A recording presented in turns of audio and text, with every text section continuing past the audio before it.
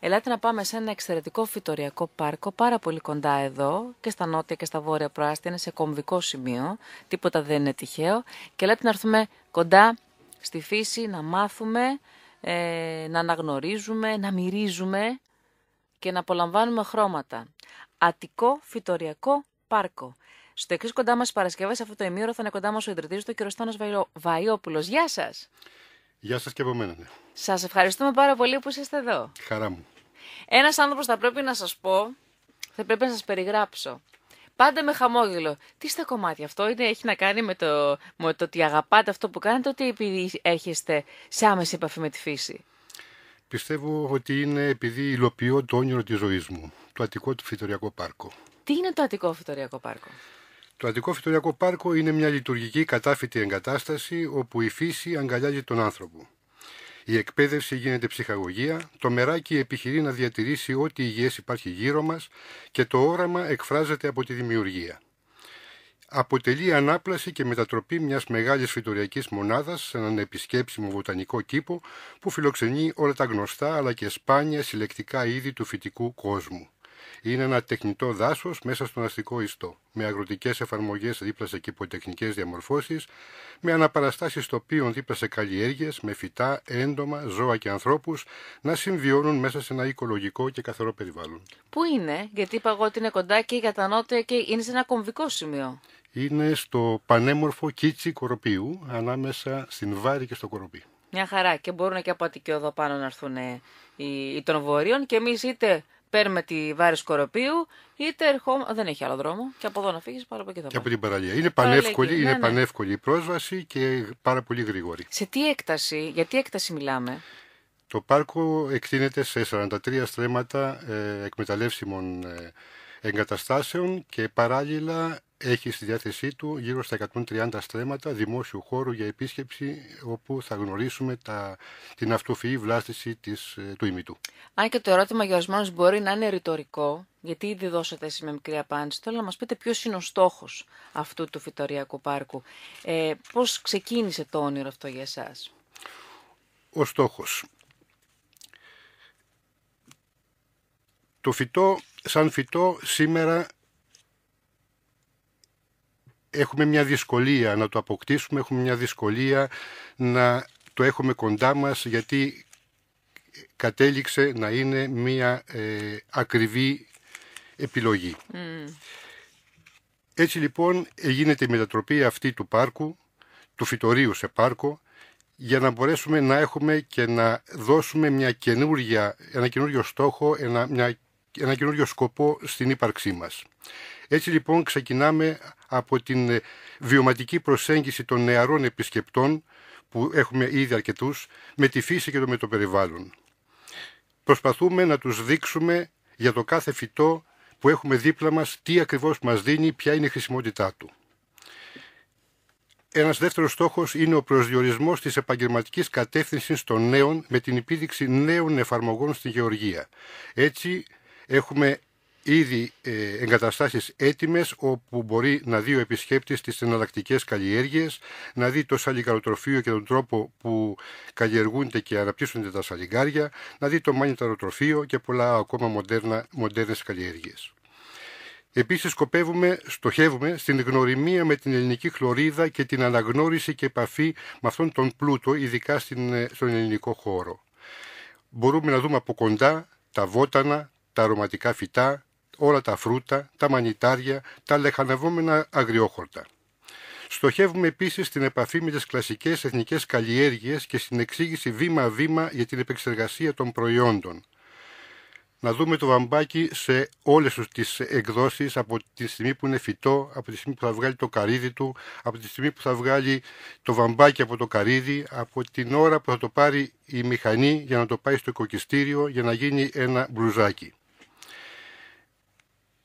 Το ίδιο για το σιτάρι, το ίδιο για το αμπέλι. Στοχεύουμε στην παροχή βοηθημάτων στην κηποτεχνία και στην αρχιτεκτονική τοπίου, με την παρουσίαση έξυπνων εφαρμογών που έρχονται από όλο τον κόσμο, όπως είναι τα roof gardens, όπως είναι ο καθέτος κήπος, οι ταρατσόκηποι και πολλά άλλα.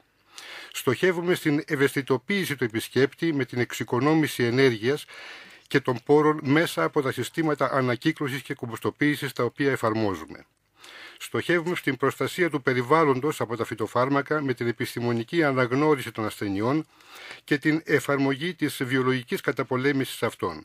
Για τον λόγο αυτό έχουμε στήσει ένα εργαστήριο διαγνωστικής για να αποφεύγονται λάθη.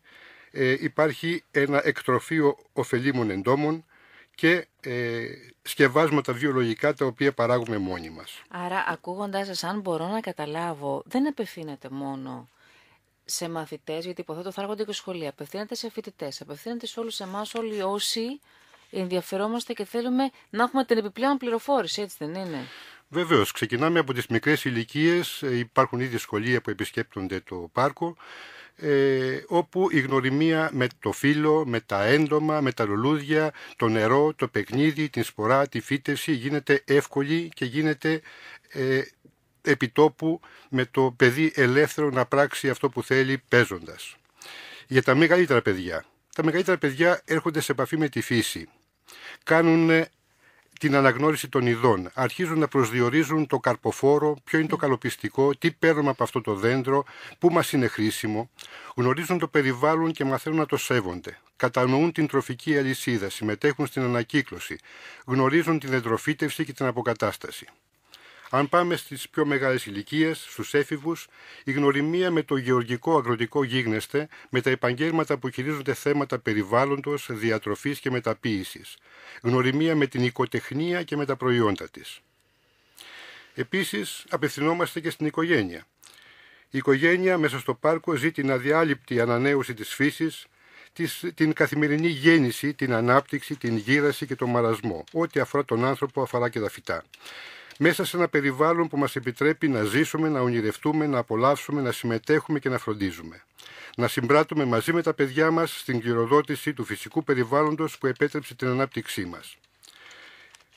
Η τρίτη ηλικία. Ναι. Πολλά από εκείνα που δεν γνώρισε στο διάβα της ζωής, η τρίτη ηλικία ή δεν πρόλαβε να δει ταξιδεύοντας, ίσως τα συναντήσει στο Αττικό Φυτοριακό Πάρκο. Φυτικά είδη που αντίκρισε μόνο μέσα από μια οθόνη, τώρα τα αγγίζει και τα περιεργάζεται σε έναν οργανωμένο χώρο. Φρούτα που είδε στα ράφια των καταστημάτων τώρα τα βλέπει να κρέμονται σε κλαδιά δέντρων. Ένα φάρμακο που μύριζε περίεργα το ταυτοποίησε με τη μυρωδιά κάποιων φύλων ενός δέντρου. Κάποιο από τα βότανα του Ιπποκράτη ίσως την κάνει να αισθανθεί λίγο καλύτερα. Μετά τις διαφημίσεις που έρχονται αμέσως τώρα, θα δούμε ποιες άλλες παράλληλες δραστηριότητες έχετε στο Φυτοριακό Πάρκο και σιγά σιγά θα αρχίσουμε και εμείς να τα ζούμε όλα αυτά μέσα ραδιοφωνικά, βέβαια, όσο μπορεί, πώς εφικτό, αλλά νομίζω θα το καταφέρουμε και οι δύο. Θα μπορούμε αυτό να το κάνουμε και το δικό μας το όνειρο, μια πραγματικότητα. Επιστροφή στην κουβέντα μας, κυρίες και κύριοι, για το Αττικό Φυτοριακό Πάρκο.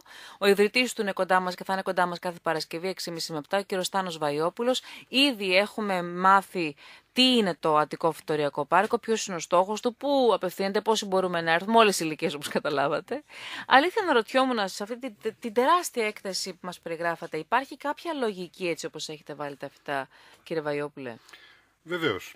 Τα φυτά είναι διαχωρισμένα σε απλές και πρακτικές μικρές κοινωνίες φυτών όπως τις συναντάμε στην καθημερινότητα, δημιουργώντας ομάδες και ενότητες που έχουν κοινά γνωρίσματα. Αυτές γίνονται εύκολα διακριτές όταν αναδεικνύεται παράλληλα και η συνέργεια μεταξύ των φυτών, των εντόμων και άλλων οργανισμών και όταν επεξηγείται η χρησιμότητά τους.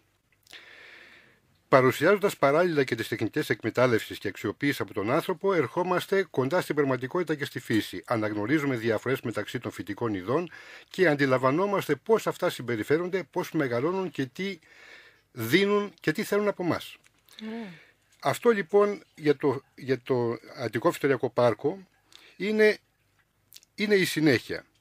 Η ταξινόμηση με βάση τη μορφολογία των φυτών υπάρχει σε κάθε είδους πάρκου και φυτορίου. Προχωράμε σε ένα δεύτερο διαχωρισμό με βάση την προέλευση και ανθεκτικότητα των φυτών, χωρίζοντας από την αρχή τα φυτά σε υποτροπικά, σε μεσογειακά, σκιανθεκτικά, ενδυμικά, παράλιας χλωρίδας, ορεινού ή αστικού τοπίου κλπ. Στην συνέχεια ξαναχωρίζουμε πάλι τα ίδια φυτά ανάλογα με την χρηστικότητα και την εκμετάλλευση. Δηλαδή, ποια είναι τα φυτά που μας δίνουν τις βαφές, τις μπογιές, ποια είναι τα αφροδισιακά, ποια είναι τα φυτά που μας δίνουν κάρβουνο, ποια είναι τα δέντρα από τα οποία παίρνουμε την ξυλία της επιπλοποιίας, από ποια αποστάζουμε αρώματα, από ποια δέντρα παίρνουμε το ξύλο για να κάνουμε μουσικά όργανα. Να κάνω μια ερώτηση. Αυτά δεν είναι ευδοκιμούν αναλόγως και με το μικροκλίμα? Δηλαδή πώς ένα τροπικό ή ένα που θέλει χαμηλές θερμοκρασίες μέσα στον ίδιο χώρο, σε αυτή τη μεγάλη έκταση βέβαια μπορεί και καλλιεργείται και το έχετε και το διατηρείτε εσείς? Είναι διαχωρισμένα και οι εγκαταστάσεις του πάρκου επιτρέπουν την συντήρηση των φυτών αυτών, ειδικά σε περιόδους δύσκολες όπως είναι οι χειμωνιάτικες. Υπάρχουν θερμοκήπια, υπάρχουν σκίαστρα, πάνω από 20 στρέμματα, όπου τα φυτά αυτά προστατεύονται κατά τη διάρκεια του χειμώνα και όπως επίσης εκείνα τα οποία προτιμούν ψυχρά κλίματα προστατεύονται τους καλοκαιρινούς μήνες δημιουργώντας ίσκιο. Στη συνέχεια λοιπόν έχουμε και άλλες κατηγορίες όπως είναι ιδιαίτερες ιδιότητες των φυτών. Παραδείγματος χάρη υπάρχει η ομάδα των δηλητηριωδών, των παρασίτων, των έντομοαποθητικών, των αλλεργιογόνων, των φαρμακευτικών φυτών. Επειδή θα κάνουμε πολλές εκπομπές και τώρα δεν μπορούμε όλα να τα πούμε και να τα καταλάβουμε, θέλω να μου πείτε τις άλλες, γιατί είναι μια πρώτη γνωριμία αυτή με το πάρκο σας, τις παράλληλες δραστηριότητες που μπορούμε να κάνουμε εκεί. Παράλληλες δραστηριότητες. Η επιδίωξη είναι να περάσουμε και να εμφανίσουμε στο πάρκο